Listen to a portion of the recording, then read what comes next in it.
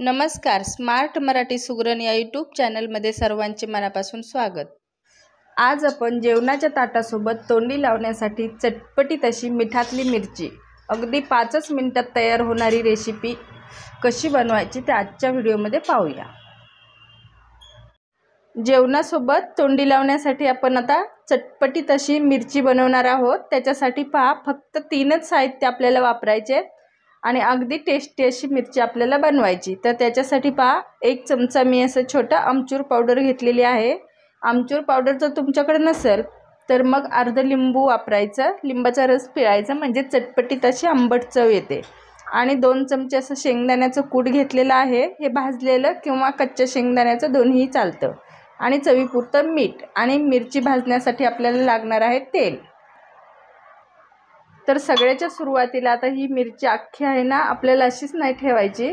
तर ह्या मिरचीचं आपण आता असं पोट फोडून घ्यायचं, म्हणजे मसाला असा आतपर्यंत पोहोचतो. हे पहा, अशा प्रकारे सगळ्या मिरच्याची आपण अशी पोटं फोडून घेऊया.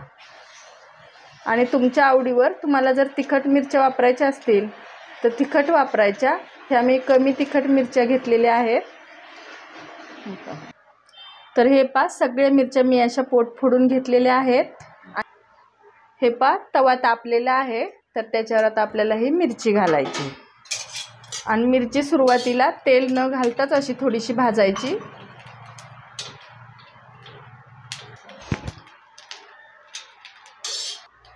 तर ही पहा, मिरची अशी थोडीशी भाजलेली आहे. तर याच्यात आपल्याला अर्धी पळी असं तेल घालायचं आणि मस्त अशी भाजून घ्यायची.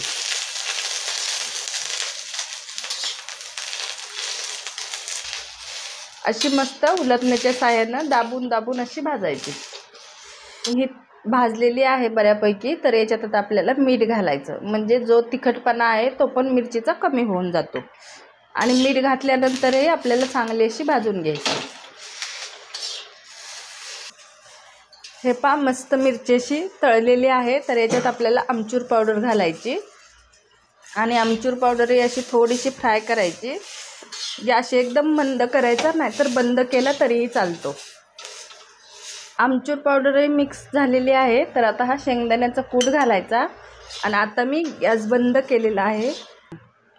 आणि हे पहा, शेंगदाण्याचा कूटही मिक्स केलेला आहे आणि मी आता गॅस बंद केलेला आहे. तर आता चटपटीत अशी तोंडी लावण्यासाठी आपली मिरची हे पहा खाण्यासाठी तयार आहे. अगदी 5च मिनिटात सगळी मिरची करून तयार होते. आजची रेसिपी कशी वाटली ते कमेंटमध्ये नक्की सांगा. व्हिडिओ आवडला असेल तर लाईक, शेअर आणि सबस्क्राईब करायला विसरू नका. पुन्हा भेटूया नवीन रेसिपीसोबत. धन्यवाद.